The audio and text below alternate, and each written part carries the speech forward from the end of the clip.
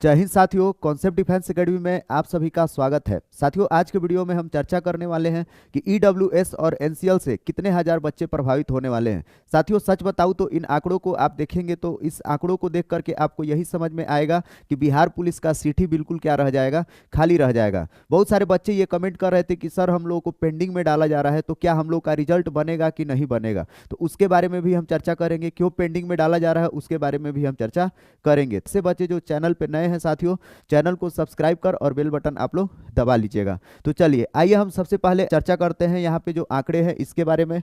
साथियों, यहाँ पे जो हम आंकड़ा लिए हुए हैं, ये लिए हुए हैं आपको अलग अलग कैटेगरी का। एक है ईडब्ल्यूएस, एक है ईबीसी, एक है बीसी और एक है डब्ल्यूबीसी, है ना। साथियों, आपको मैं बता दूं कि जो एनसीएल होता है, एनसीएल यह ईबीसी कैटेगरी का बनता है और बीसी कैटेगरी का बनता है ना। आपको भी पता है कि बिहार में, है ना, जो ओबीसी कैटेगरी है उसको दो पार्ट में बांट दिया गया है, एक BC1 और BC2, है ना, या उसी को हम लोग कहते हैं ईबीसी या BC1, ठीक ना। तो ये बिहार में इन्हीं लोगों का क्या होता है, जो ये कैटेगरी है इनका बनता है आपको एनसीएल सर्टिफिकेट, ठीक ना। जबकि जो ईडब्ल्यूएस के कैटेगरी में आते हैं, बहुत सारे लोग जो यूआर से हैं वो ईडब्ल्यूएस की कैटेगरी में आते हैं, है ना, जो आर्थिक रूप से कमजोर हैं, तो उन लोगों का बनता है ईडब्ल्यूएस सर्टिफिकेट। तो उम्मीद है आप समझ गए होंगे। अब अगर मैं बात करूं साथियों एससी कैटेगरी के बारे में, तो एससी कैटेगरी, एसटी कैटेगरी इन चीज से क्या होते हैं, मुक्त होते हैं। और यूआर कैटेगरी में जो आते हैं वो भी मुक्त होते हैं। उन लोगों को ना तो एनसीएल का चक्कर है और ना ही ईडब्ल्यूएस का चक्कर है। अब यहाँ पे ध्यान दीजिएगा, ये जो ईबीसी कैटेगरी है ये तो समझ गए होंगे, बिहार में ईबीसी कैटेगरी है। जो जो इन कैटेगरी में आ रहे हैं आप लोग अपना कैटेगरी चेक कर लीजिएगा। इसका मैं वीडियो भी बना दिया हूं पहले से, है ना, कौन लोग आते हैं ईबीसी में और कौन आते हैं बीसी में, ठीक। और ये बीसी कैटेगरी हो गया। साथियों, ये है डब्ल्यूबीसी, है ना। बिहार में क्या है कि कुछ महिलाओं को जो बीसी कैटेगरी से आती हैं उनको भी रिजर्वेशन दिया गया है। तो यह जो तीन लोग हैं, इन तीनों कैटेगरी को बनवाना पड़ेगा एनसीएल, इन तीनों का लगेगा एनसीएल, ठीक ना। और जो यूआर कैटेगरी से कुछ लोग आते हैं उनका बनेगा ईडब्ल्यूएस सर्टिफिकेट, ठीक ना। अब देखिए इन लोगों का सीट कितना है, 21,391 पदों में। साथियों, अगर मैं बात करूं 21,391 पदों में इनका सीट, तो जो ईडब्ल्यूएस है इनका सीट है 2140, ईबीसी का सीट है 3842, बीसी कैटेगरी का है 2570 और डब्ल्यूबीसी का है 655, है ना। अब देखिए यदि टोटल आप कैलकुलेट करेंगे तो टोटल सीट आएगा आपको 9207। ये आपका टोटल सीट है। इतने सारे लोग हैं जिनको या तो ईडब्ल्यूएस सर्टिफिकेट बनवाना है या तो एनसीएल सर्टिफिकेट बनवाना है ना। एनसीएल सर्टिफिकेट इन नीचे के तीन कैटेगरी का बनेगा और ईडब्ल्यूएस इनका बनेगा, ठीक ना। अब देखिएगा, अब रिजल्ट आया है 5 गुना। रिजल्ट कितना आया है, 5 गुना। तो 9207 का 5 गुना करेंगे तो ये आपका हो जाएगा टोटल 46,035, है ना। लगभग 46,000 बच्चों का, उन बच्चों का रिजल्ट आया है जिन्हें या तो एनसीएल सर्टिफिकेट या तो ईडब्ल्यूएस सर्टिफिकेट बनवाना है। और आपको भी पता है लगभग 1,07,000 से प्लस ही क्या हुआ है, बिहार पुलिस का रिजल्ट हुआ है। और उसमें देखिए यह जो नंबर है ये बहुत ही बड़ा नंबर है ना, ये छोटा नंबर नहीं है। अब देखिएगा, अब बच्चे कौन से, कितने बच्चे प्रभावित हैं आपको मैं बताऊं साथियों। जो वहां पे जो आंकड़ा पता चल रहा है जिन बच्चों को पेंडिंग में डाला जा रहा है ईडब्ल्यूएस और एनसीएल की वजह से, उसमें लगभग 60% बच्चे ऐसे हैं कि जिनको पेंडिंग में क्या किया जा रहा है, डाला जा रहा है। अर्थात 60% ऐसे बच्चे हैं कि जिनके पास ना तो ईडब्ल्यूएस और ना ही एनसीएल सर्टिफिकेट उस निर्धारित टाइम पीरियड का है ना। आपको भी पता है कि इसमें जो मेन ईडब्ल्यूएस और एनसीएल सर्टिफिकेट है, इसमें मेन लोचा जो है वह लोचा है टाइमिंग का, है ना। जो एनसीएल सर्टिफिकेट है, एनसीएल सर्टिफिकेट लिया जा रहा है फॉर्म भरने के तिथि के पहले का, है ना। तो बहुत सारे बच्चे हैं जो फॉर्म भरने के बाद का रखे हुए हैं अपना एनसीएल सर्टिफिकेट, तो उन बच्चों को क्या किया जा रहा है, बाहर किया जा रहा है। और बहुत सारे बच्चे जो ईडब्ल्यूएस कैटेगरी से हैं, है ना, इनका मांगा गया है सर्टिफिकेट 1 अप्रैल 2022 से लेके 31 मार्च 2023 के बीच का बना हुआ होना चाहिए, है ना। इसके बीच का यदि बना है किसी बच्चे का तो फिर क्या हो रहा है, उनको वैलिड किया जा रहा है और फिर से 31 मार्च 2023 के बाद जिनका भी बना है उनको डाला जा रहा है पेंडिंग के कैटेगरी में। तो ये जो पेंडिंग का ये मामला है ये असल में चल रहा है। तो आप देखेंगे जो पेंडिंग में है ना, जिनके पास ईडब्ल्यूएस सर्टिफिकेट 31 मार्च 2023 के बाद है वो लगभग 60% है ना। और फॉर्म भरने के बाद वैसे बच्चे जिनके पास एनसीएल फॉर्म भरने के बाद का वो भी है 60%। तो ऐसे स्थिति में आप निकालेंगे 46,035 का 60%, तो ये लगभग आएगा 27,500 के आसपास, ये लगभग आएगा, राउंड फिगर में आंकड़ा बता रहे हैं, है ना।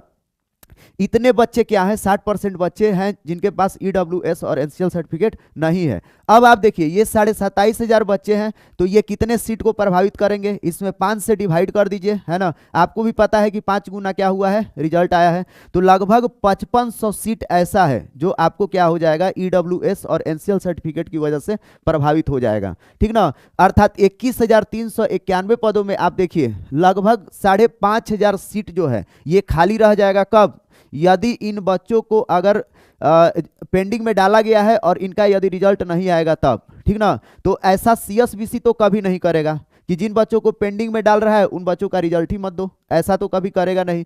अगर ऐसा हो गया तो आप देखिए 5,500 सीट ऐसे ही आपका क्या हो जाएगा, खाली हो जाएगा, बच्चे बहुत ज़्यादा प्रभावित हो जाएंगे। वैसे भी आप लोग को अगर हकीकत आप लोगों को भी पता है कि अभी जो गर्दनी बाग का स्थिति है, उस स्थिति में आप देखेंगे कि एक दिन में लगभग 320 सीट पे फाइट हो रहा है और बच्चे उतना गेट पास बच्चों को नहीं मिल रहा है, लगभग 150-200 यही गेट पास का स्थिति है। अर्थात जितना सीट है उतने बच्चे भी नहीं मिल रहे हैं। तो एक तो पहले से वहाँ सीट का स्कार्सिटी है ना, बच्चे पता नहीं हो पाएंगे कि नहीं पूरे। उसके बाद से साथ ही साथ आप देखिए कि यहाँ पे यदि छांट दिए जाएंगे, बाहर कर दिए जाएंगे तो सीट तो बिल्कुल खाली रह जाएगा, है ना।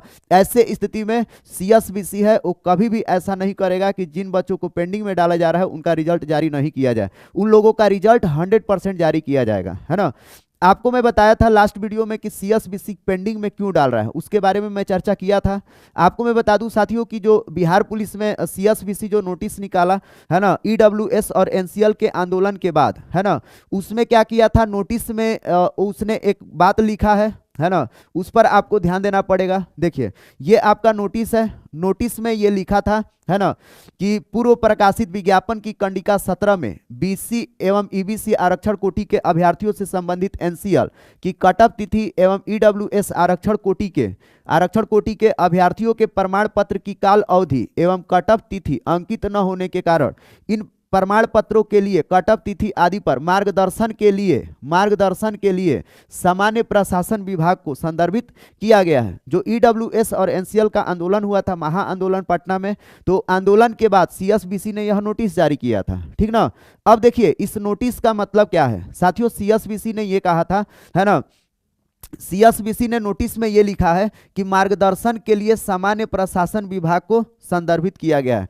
इसका तात्पर्य क्या है साथियों, इसका कहने का यह तात्पर्य है कि जो सीएसबीसी है वो सामान्य प्रशासन विभाग से वो पूछा है, मार्गदर्शन लिया है कि आप बताइए, बहुत सारे ऐसे बच्चे हैं जिन बच्चों का ईडब्ल्यूएस और जो एनसीएल सर्टिफिकेट है उस तिथि का नहीं है, जिस तिथि का आप डिमांड कर रहे हैं 2022-23 का ईडब्ल्यूएस और जो एनसीएल सर्टिफिकेट है उस वित्तीय वर्ष का बच्चों के पास नहीं है। तो ऐसे स्थिति में क्या किया जाए, सीएसबीसी सामान्य प्रशासन विभाग से क्या किया है, ये चीज पूछा है। और देखिए जो सामान्य प्रशासन विभाग है इसी के अंतर्गत गृह विभाग आता है और गृह विभाग ही बिहार सिपाही का भर्ती निकालता है। तो भर्ती निकालता है तो योग्यता पहले से ही क्या कर देता है, बच्चों का निर्धारित कर देता है, किस शैक्षणिक योग्यता क्या होना चाहिए, उम्र क्या होना चाहिए, किस तरह का फिजिकल होना चाहिए, सारा चीज, है ना। तो जब वो सूचना निकला था एडवर्टाइजमेंट, तो उसके कंडिका नंबर 17 में, यहाँ ध्यान दीजिए, कंडिका नंबर 17 में ऊपर में यहाँ पे है, देखिए यहाँ यह स्पष्ट किया, ये एडवर्टाइजमेंट का कंडिका 17 है, यहाँ यह स्पष्ट किया जाता है सभी आरक्षण कोटि के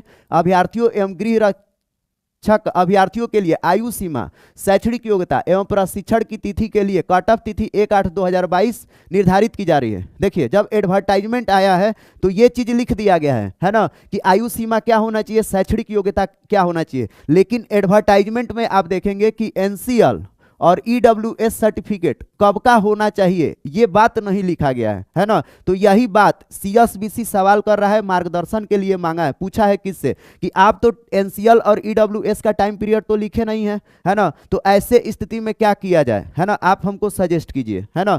तो ये जो सामान्य प्रशासन विभाग है यही चीज क्या करेगा, सीएसबीसी को सजेस्ट करेगा। तो ये सब अब क्या है, अब विभागीय कार्य है। जब विभागीय कार्य है तो विभागीय कार्य में क्या होता है, देरी होता है। तो सामान्य प्रशासन विभाग ये भी हो सकता है कि चिट्ठी लिखा हो सीएसबीसी के पास, सीएसबीसी के पास पहुंचा नहीं हो, या ये भी हो सकता है कि जो सामान्य प्रशासन विभाग है ये देखना चाह रहा हो कि कितने बच्चे एनसीएल और ईडब्ल्यूएस से क्या है, प्रभावित हैं। तो बाद में इन लोगों को अभी तो बाद में इन लोगों को क्या किया जाएगा, इन लोगों का क्लियर किया जाएगा। ईडब्ल्यूएस और एनसीएल का जो भी टाइमिंग का लोचा है ना। आपको बता दूं कि जो सीएसबीसी है, सीएसबीसी जस्ट ये एग्जाम कराने वाली एक कंडक्टिंग बॉडी है जो बिहार सिपाही का क्या कराती है, भर्ती कराती है ना।